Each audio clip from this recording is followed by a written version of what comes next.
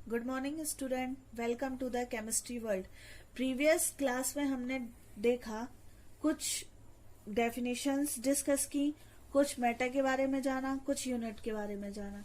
तो हमने काफी कुछ डिस्कस कर लिया है, जैसे कि definition of chemistry, what is matter, classification of matter, measurement unit and 7 fundamental units and their derived units. हमने ड्राइव्ड यूनिट डिस्कस की है डिटेल में, जिससे रिलेटेड हमने कुछ वर्क दिया था आपको, जिसमें काफी बच्चों ने बहुत अच्छा परफॉर्म किया है। और जिन्होंने अभी तक वो वीडियो नहीं देखा है या नहीं समझा है तो जाएं उस वीडियो को देखें और जो हमने असाइनमेंट आपको दिया है वो असाइनमेंट करें। ठीक है, जिन बच्चों ने ये कर लिया है उनके लिए मैं कल आपको एक आंसर शीट प्रोवाइड कर दूंगी ग्रुप में, आप उससे जाके अपने आंसर मैच कर लीजिएगा। Okay, now come to the topic.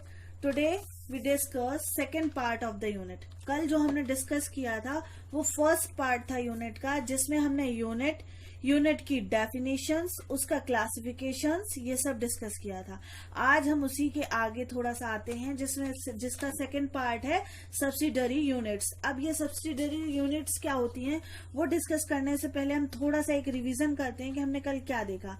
हमने कल देखा कि यूनिट्स क्या होती हैं, समथिंग हैव अ सेंस। ठीक है, यही हमने कल डेफिनेशन के अकॉर्डिंग पढ़ा। फिर हमने कुछ और देखा, हमने देखा 7 फंडामेंटल यूनिट्स। 7 फंडामेंटल हमने लेंथ, मास, टेम्परेचर, करंट, इन सब के बारे में डिस्कस किया। हमने इन सबको अच्छे से समझा, डीपली समझा। जिनको अभी भी नहीं समझ में आ रहा, कुछ डाउट है, उसको लेके आप जाके वीडियो में देखें। उसके बाद भी अगर आपको नहीं समझ में आते तो प्लीज आप मुझे, जब सेशन स्टार्ट होता है 4 to 5, आप मुझे उसमें पूछ सकते हैं। ओके, चलिए कम टू द टॉपिक। तो आज हम जो डिस्कस कर रहे हैं पहले उसको समझ लेते हैं कि वो है क्या।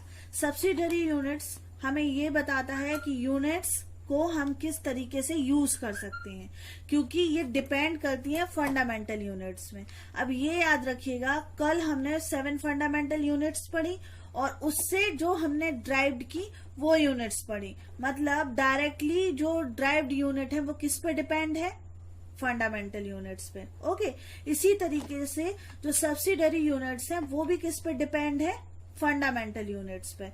बट ये बनाई क्यों गई हैं, सबसे पहला क्वेश्चन, बनाई क्यों गई हैं? तो देखते हैं, they are used for convenience in the representating. मतलब ये हमारे कन्वीनियंस के लिए और हम अच्छे से नंबर को प्रेजेंट कर सके इसलिए बनाई गई हैं। ठीक है, सेकंड थिंग, हाँ ये बहुत अच्छी होती हैं कि इसको एक पर्टिकुलर वैल्यू को रिप्रेजेंट करने के लिए। तो हम इसकी सेकंड थिंग ये बोल सकते हैं, they are very good representative to a particular value. Understand? अभी आपको ये दो बातें जो मैंने बोली समझ में आई और नहीं भी आई हैं तो अभी थोड़ा सा रुक जाइए, हम कुछ एग्जाम्पल से इसको और डिटेल में समझते हैं। उसके बाद अगर आपको नहीं समझ में आती तो आप हमें कमेंट करके बता सकते हैं। ओके, चलिए देखते हैं, हम एग्जाम्पल के थ्रू हमने ये जो बोला है इसको समझने की कोशिश करते हैं। तो suppose we write 0.01 metre equal 1 centimetre. अगर अब मैं कहूं कि बेटा आप इन दोनों में से कौन सी वैल्यू लिखना प्रेफर करेंगे, 0.01 मीटर या 1 सेंटीमीटर, तो मोस्ट ऑफ स्टूडेंट बोलेंगे मैम 1 सेंटीमीटर, क्योंकि सबको विदाउट डेसिमल जो वैल्यूज होती हैं वो इजी लगती हैं कंपेयर टू डेसिमल। ओके, सबको ये लगता भी है कि डेसिमल वाली वैल्यू सॉल्व करेंगे तो क्या होगा, उसमें टाइम भी लगेगा, इसलिए इसको प्रेफर कर लिया जाता है। इसका इजी है कंपेयर टू अगर हम 0.01 को मल्टीप्लाई करेंगे किसी चीज से तो वो ज्यादा टाइम टेकन होगा कंपेयर टू 1 सेंटीमीटर से। ओके, इसी तरीके से एक और एग्जाम्पल समझते हैं। अगर मैंने आपको कुछ वैल्यू दी, उसकी वैल्यू है 1 × 10⁻⁹ मीटर, तो हमने कहा इसको और आप किस में, स्मॉलेस्ट फॉर्म में या इजीएस्ट फॉर्म में लिखें। तो आप कैसे लिखेंगे, 0.000000 एंड अगेन 001, मतलब 8 टाइम्स 0 एंड 1 मीटर। ठीक है, तो कितना डिफिकल्ट हुआ इसको लिखना, और ये हमें रियलिस्टिक भी नहीं लग रहा है, ये हमें ओरिजिनल वैल्यू भी नहीं लग रही है। तो हम इसको थोड़ा सा कन्वीनियंट, हमने बोला जो सब्सिडरी यूनिट्स हैं वो क्या करती है, हमारे कन्वीनियंस के लिए बनाई गई है। तो थोड़ा सा कन्वीनियंट बनाने के लिए वैल्यू को हम क्या करेंगे, हम इसको कुछ इस तरीके से लिख सकते हैं, 1 × 10⁻⁹ या -9 को हम लिख सकते हैं 1 नैनोमीटर। Okay, understand. इसी तरीके से 1 into 10 to the power -15 metre लिखा है, इसको भी हम लिख सकते हैं 1 फेम्टोमीटर। कैसे? अब आप सोचोगे मैम ये कैसे लिख रहे हैं, कहाँ से लिख रहे हैं वैल्यू, ये तो हमें कुछ समझ में नहीं आया। तो ये सारी वैल्यूज हम यूज करते आ रहे हैं, बस इसका ओरिजिनेशन कहाँ से हुआ था, ये ओरिजिनेट कहाँ से हुई है, किस तरीके से हुई है, हमें बस ये समझना है। ठीक है, तो उसको समझने के लिए हमें एक टेबल प्रेफर करनी होगी। उस टेबल को आपको लर्न करना है, समझना है और फिर मुझे बताना है, ड्रॉ करना है सबको। आप सबको एक अच्छे नोट्स बनाने हैं, जो भी मैं पढ़ा रही हूँ आपको उस रिलेटेड मटेरियल पूरा उसमें कलेक्ट करना है। ठीक है, तो प्रॉपरली जो जो टॉपिक हम डिस्कस करते जाएंगे आपको उनके सबके नोट्स बनाने। तो अभी आपको बेसिकली ये टेबल ड्रॉ करनी है। ठीक है, तो हम देख लेते हैं इस टेबल में क्या है। इस टेबल में कुछ प्रीफिक्स हैं जो हमें एसआई सिस्टम में एडिशन और सब्सट्रैक्शन करने के लिए यूजफुल होंगे। ठीक है ना, तो प्रीफिक्स देख लेते हैं। तो टेबल में हमें फर्स्टली ये देखना है कि टेबल हमें किस बेस पर ड्रॉ करनी है। फर्स्टली यहाँ मैंने कुछ कॉलम बनाए हुए हैं जिसमें फर्स्ट वन इज फ्रैक्शन। मैंने टेबल को 2 पार्ट्स में डिवाइड किया हुआ है, फ्रैक्शन और मल्टीप्लाई। अब आप सोच रहे होंगे फ्रैक्शन तो समझ में आ रहा है, मल्टीप्लाई क्या है?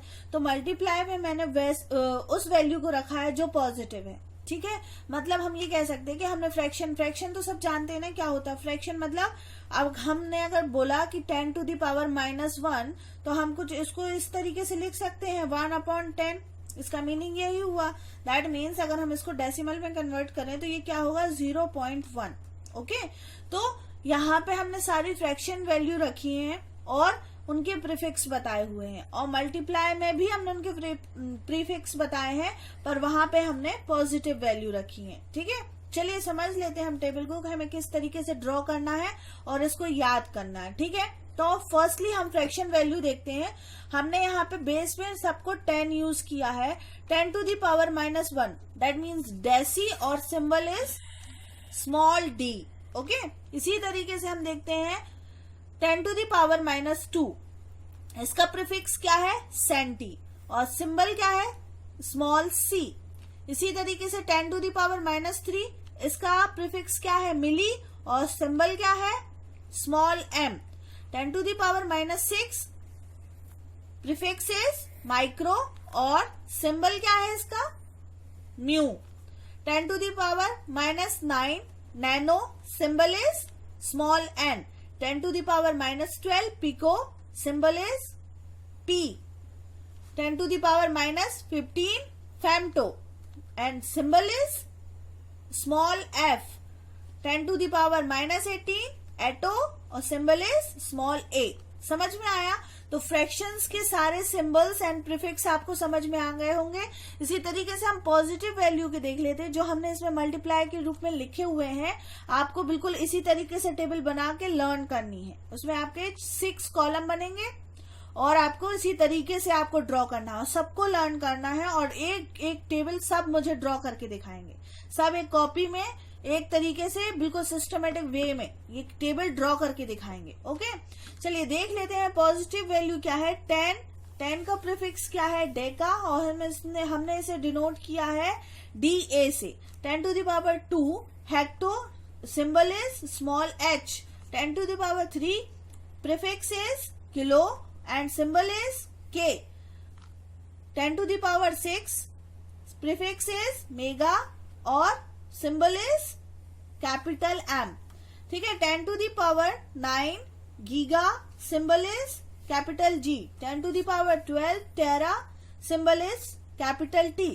10 to the power 15 peta, symbol is capital P। ये स्मॉल p है। देखिए 2 जगह आपको डाउट होगा, वो भी मैं बता देती हूँ। पहले अपन देख लेते हैं। लास्ट वन है हमारा 10 to the power 18 exa, symbol is capital E। चलिए हम देख लेते हैं हमें कंफ्यूजन कहाँ कहाँ होने वाला है। एक कंफ्यूजन हमें माइक्रो और मेगा में होगा। क्यों? क्योंकि यहाँ पे देखिए 10 टू दी पावर -6 है और 10 टू दी पावर +6।